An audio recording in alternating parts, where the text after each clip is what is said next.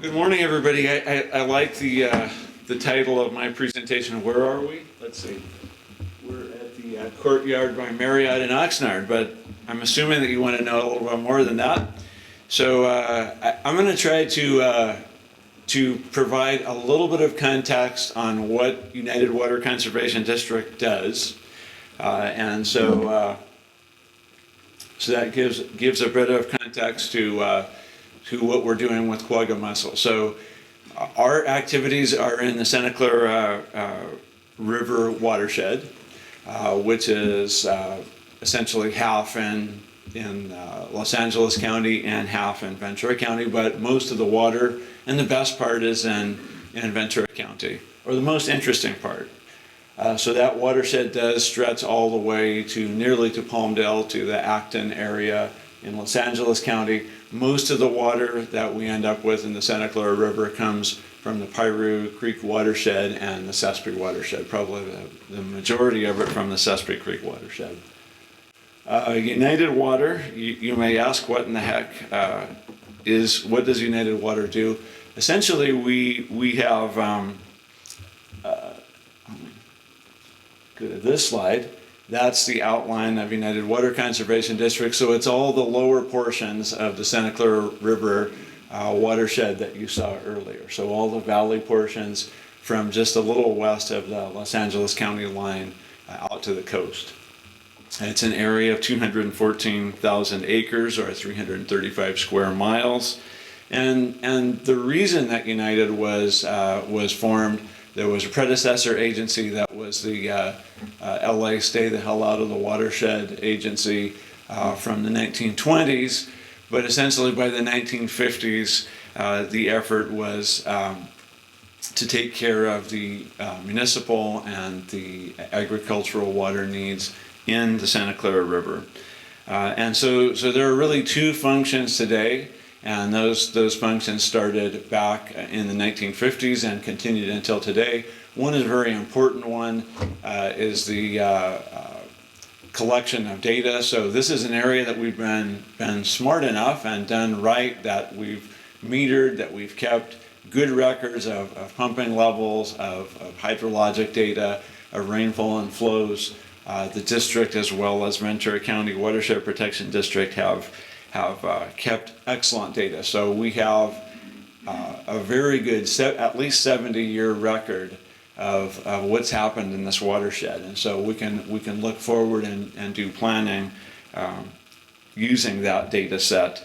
And then the district does water supply enhancement. So in this area, most agencies, individual pumpers, domestic pumpers, agricultural pumpers, and municipal pumpers, most of the water is groundwater sourced. There is some supplemental on the west end of the Santa Clara River and the Oxnard Plain area. The cities do have access to some state water project water via Metropolitan Water District, but essentially groundwater is the main water source in this part of the world.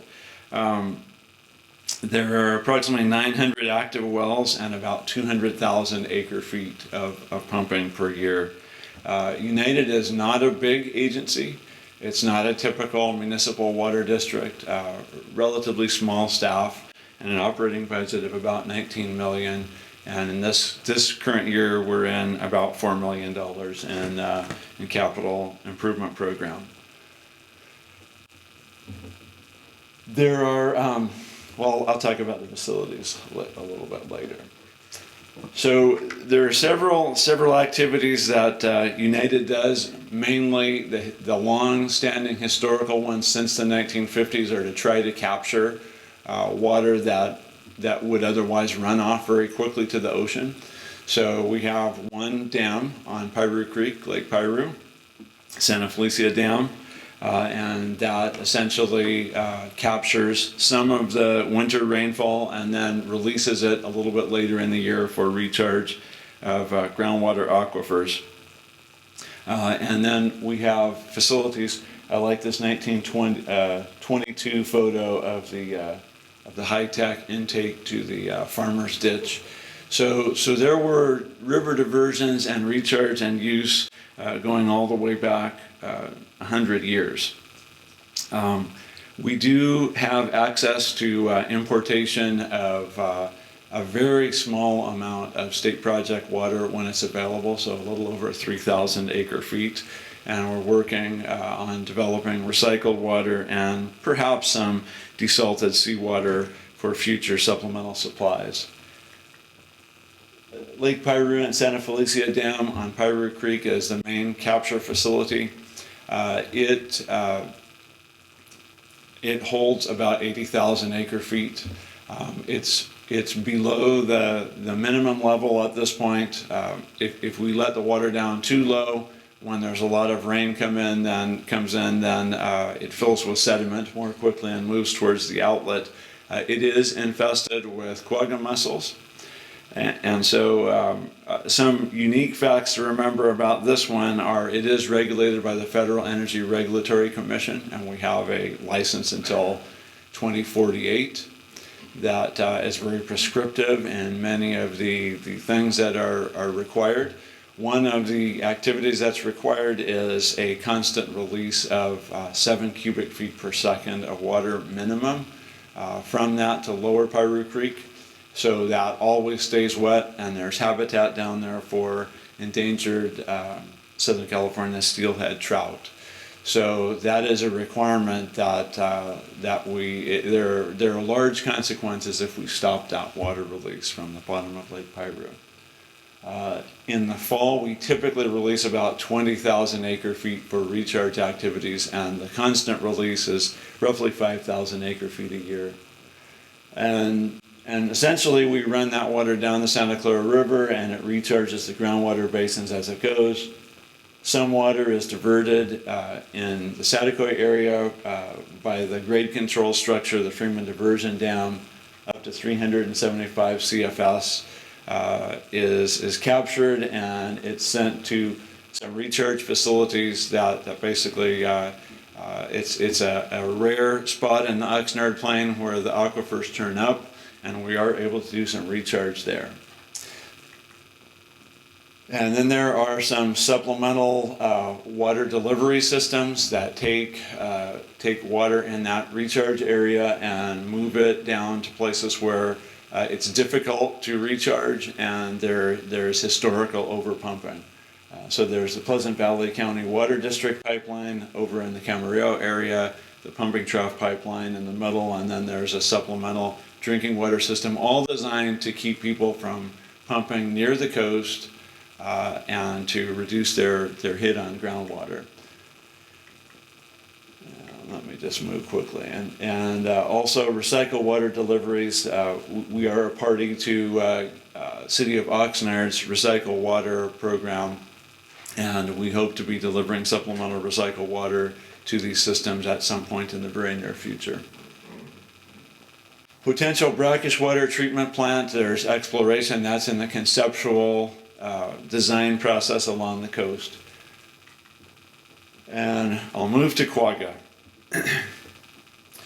So the brief and sort of sad history of quagga at Lake Piru is in roughly 2007, quagga showed up in the Colorado River area, some of the lower Colorado. Right about that time, United initiated we sent folks down to do bureau training, and we essentially set up a program to inspect incoming boats for quagga. And I guess I would describe our program, we'll talk about that a little bit more later following speakers, but it was sort of the basic standard program. We did not do boat quarantine or anything. If I could go back in time, I would love to do that. But we are here in 2015 at this point. So we did a very standard program. It obviously didn't work well enough because in the very last few days of 2013, quagga mussels were found in Lake Piru. Early on, we engaged Dr. Culver from UCSB Sea Grant program to help us with some of the technical analyses and the various different control strategies. We also engaged, at that time it was Cardno Entrix, but Cardno is a consultant to help us start putting together the required quagga monitoring and control plan. and had quite an active beginning of 2014, trying to explore various things, including different eradication strategies. The FERC license that I mentioned earlier and the presence of endangered species greatly complicated that analysis, and we'll talk about that a bit later, and still makes it difficult. I think personally I would have liked to have backed the dump truck with some potassium chloride or something into that lake and attempt to see if we could have killed them at that point. But our requirement to keep things nice for steelhead trout below the dam precluded that possibility at the time. Let's see. In late 2014, we did submit a draft monitoring plan to Department of Fish and Wildlife, who I'll give credit to the folks that worked on that. Gave us some very good and thorough comments, turned that over very quickly, and we've been working since February to try to address those comments, tighten up the plan, develop our comprehensive monitoring program, which you'll hear about that a little bit later. And about that time, early 2015, we reached out to downstream diverters, because this is obviously not just contained to Lake Piru and affects a lot of other folks.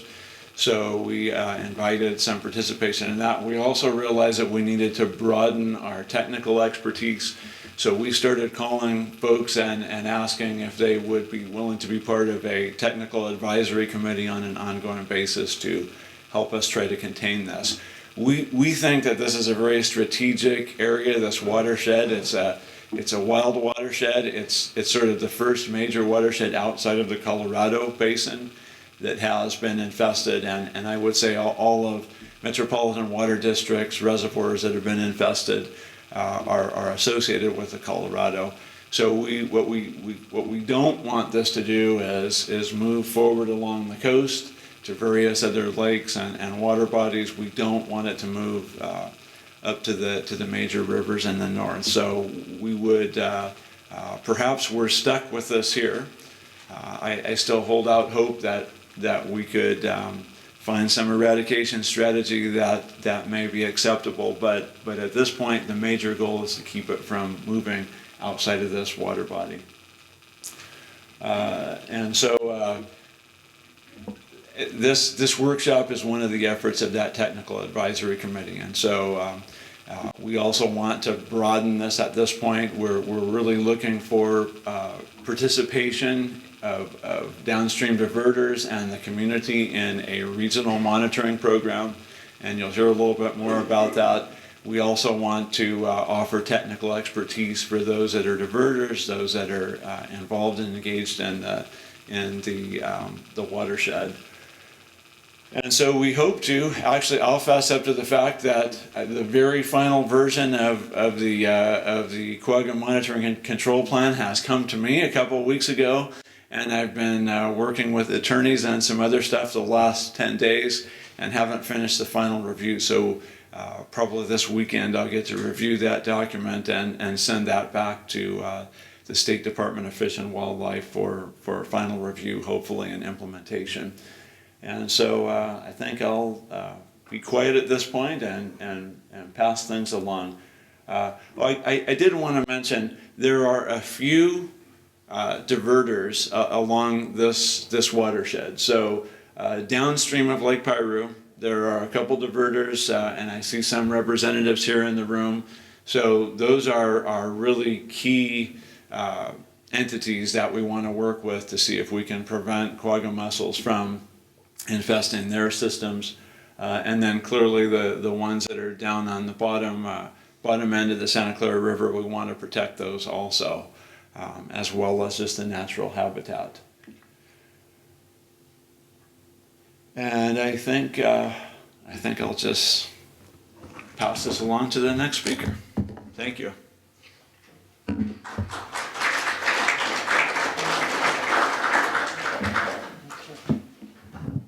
A few questions, Tony. Does anybody have any questions for Tony? Oh my gosh. I was wondering, you were saying how not spreading it is the main goal. I wasn't able to go to the meeting when the use of jet skis was approved on Lake Piru, and I wondered if there was any concern about risk of that, especially since those are so transportable. There is, I have major concern about boats in general, so jet skis and the other boats. And so some of the things that I think we'll hear about later will address that, but that is a major part of our change in program, is to switch towards inspection and decontamination after vessels are at the lake. Too late to, excuse me? Post-launch inspections, right. So we already have quagga mussels, so the incoming vessels inspection is intended to keep out any other invasive species. And there are others, maybe not ones that are as nasty as this one. But our emphasis and our resources are going to be as vessels are leaving. So when somebody comes in, essentially they have to make an appointment before they leave. And you feel like you're going to be able to get those off before, I'm just thinking about the jet skis going elsewhere after they've been infected. They'll be inspected and decontaminated, and there'll be a little bit more discussion afterwards. And there aren't very many of them at this point. There's so little water, we essentially can't launch boats right now. So. They're also entered into the QID system. Right.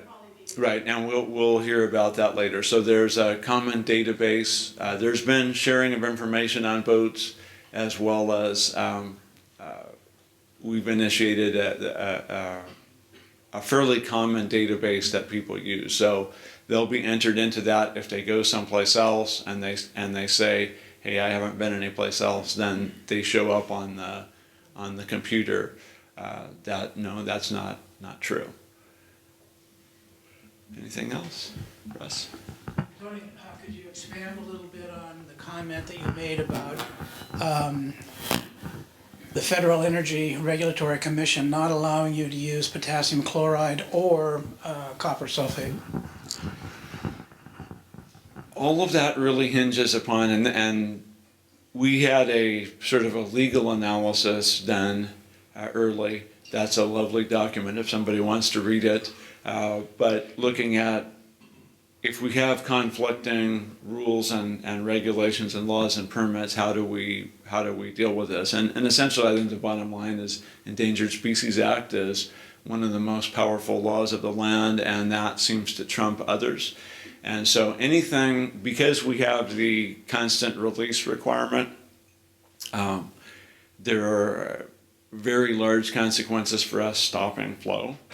And so that 7 CFS that keeps Lower Piru Creek wet is something that we have not been able to find any exception to. I have an inspection that I have to send a diver into our intake tower in the near future, and even that has not really, we don't have a way to shut off the water to send the diver in. So we're probably going to have to set up pumps to pump water over the top of the dam so that we can turn off water in the intake tower. So essentially, we have confirmed that there are fish that live in that stream below Lake Piru, and there are trout that live there, and we really can't tell whether they're steelhead trout or not. And so essentially, because of the presence of those fish in that section of stream, we cannot stop the water release. So any kind of chemical, whether it be Zequinox, whether it be potassium chloride or a copper, I really wouldn't want to use copper because it stays in the watershed. But at present, at least, those are all things that we are not able to figure out a way to get through. Now, as I said, we hold out hope that perhaps we could employ some of those, but we aren't there at this point. Our technical advisory committee has that on sort of constantly on the agenda, but the advice of the technical advisory committee was start with the monitoring and the education and then continue to work on seeing if you could do that. So that's what we're trying to do. Yes. Is this a long way of saying that the federal government has mandated keeping the steelhead alive over any other uses, any other part of your mandate to provide water to ag, people, etc. Because it doesn't make sense to me, since you're running out anyway. We're in a drought. We're in a prolonged drought. Right. I mean, can't the federal government say we may have to sacrifice the steelhead below the dam in order to conserve the water for all the other uses? I think the short answer is no. We haven't found a way to skirt the Endangered Species Act. We're looking for some creative ways to do this, but no way to shortcut things. So, any kind of a project like that would require a full CEQA and NEPA review, as well as a whole bunch of different physical activities. So there's nothing that's easy or quick, I guess I would say. Any more?